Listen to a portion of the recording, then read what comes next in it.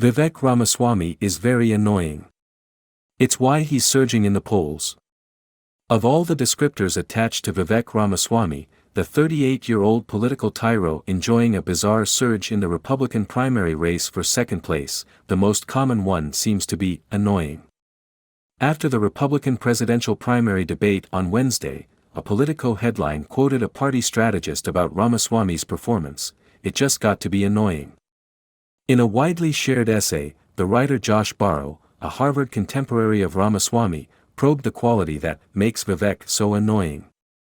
CNN's C. Cup called him, in a column, obnoxious, annoying, disrespectful, inexperienced, conspiratorial.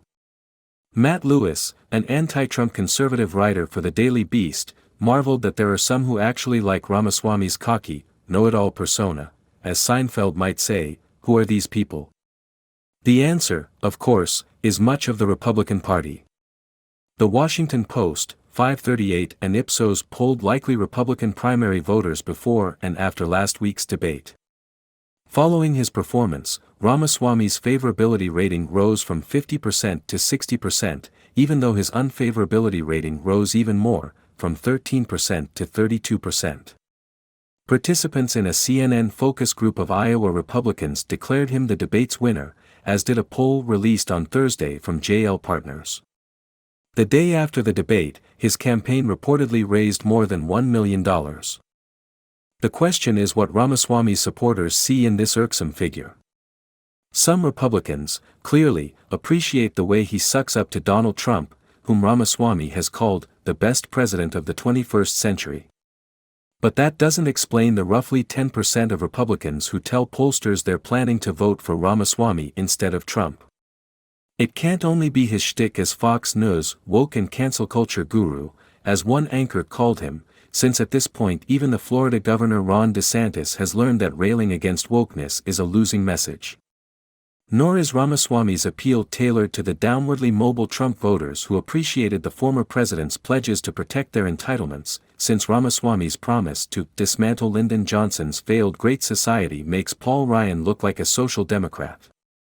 Instead, I suspect that Ramaswamy's fans are drawn to him for all the reasons his critics find him insufferable. Conservatives love being championed by representatives of groups that they think disdain them. Despite the right's deep resentment of the entertainment industry, Republicans tend to adore celebrity candidates, from Ronald Reagan to Arnold Schwarzenegger and Donald Trump. Think of the infamous tweet from Republicans on the House Judiciary Committee: Kanye, Elon, Trump. They deleted it once the rapper Kanye West's right turn veered into outright Hitler fandom. At Democratic conventions I've seen famous actors walk around either unrecognized or ignored, while at Republican conventions C-listers are faded like superstars. Ramaswamy, too, is a performer, but what he's performing is a parody of meritocratic excellence. If you've spent time around entitled Ivy League grads, you likely recognize him as an exaggerated version of a familiar type, the callow and condescending nerd who assumes that skill in one field translates to aptitude in all others. But to his fans, the very fact that he's such a pure product of elite institutions, in addition to Harvard, he went to Yale Law and made his fortune with a biotech startup he ran from Manhattan, likely gives him extra oomph as a class traitor. People who care about the basic workings of government are gobsmacked by Ramaswamy's apparent ignorance. On Sunday, for example, he said that if he'd been in Vice President Mike Pence's shoes on January 6, 2021, he would have pushed through election reform in my capacity as President of the Senate. But he's good at sounding like he knows what he's talking about. Sarah Longwell, a political strategist who has conducted extensive focus groups with Republican primary voters, said that people who like Ramaswamy inevitably say, "I think he's really smart."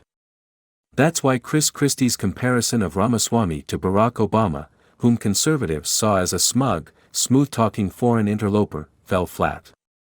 Ramaswamy's very superficial similarities to Obama work for him, giving conservative audiences the satisfaction of hearing their resentments affirmed by a defector from the culture of the coastal gentry.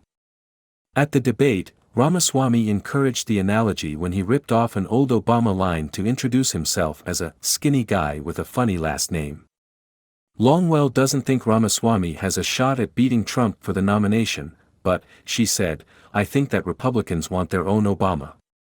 Many older white conservatives, after all, feel threatened by multi-ethnic younger generations that largely reject their most fundamental values about faith, gender, and patriotism.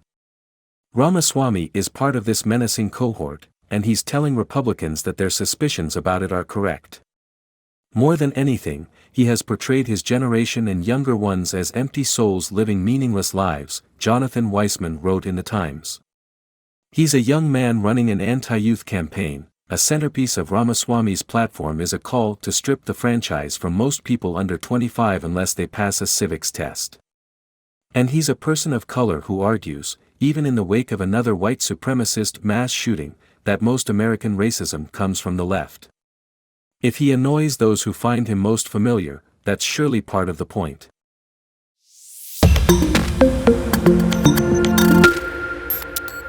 Vivek Ramaswamy is very annoying. It's why he's surging in the polls. Of all the descriptors attached to Vivek Ramaswamy, the 38-year-old political tyro enjoying a bizarre surge in the Republican primary race for second place, the most common one seems to be annoying. After the Republican presidential primary debate on Wednesday, a Politico headline quoted a party strategist about Ramaswamy's performance. It just got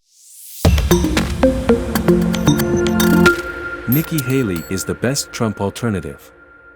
I have a bunch of friends and acquaintances who are never Trump, maybe Trump or kind of Trump Republicans. They've been looking around for the candidate they can support and give their dollars to, somebody who is an antidote to Donald Trump and who can win a general election. We've had endless conversations about who this person might be. Many of these friends and acquaintances went through a Ron DeSantis phase. A few like the no-labels third candidate option. I've often found myself talking up Tim Scott with them. If Trump is a moral stain, I would say, Tim Scott is the kind, honest and optimistic remedy. But Wednesday's debate persuaded me that the best Trump alternative is not Scott, it's Nikki Haley. Nothing against Scott, he just didn't show the specific kind of power and force needed to bring down Trump. Haley showed more than a glimpse of that power.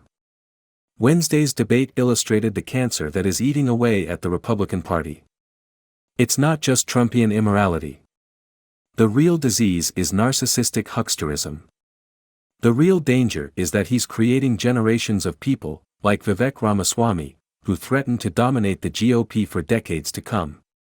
Ramaswamy has absolutely no reason to be running for president. He said that Trump is the best president of the 21st century. So why is he running against the man he so admires? The answer is, to draw attention to himself. Maybe to be Trump's vice president or secretary of social media memes. If Trump emerged from the make-believe world of pro wrestling, Ramaswamy emerges from the make-believe world of social media and the third-rate sectors of the right-wing media sphere. His statement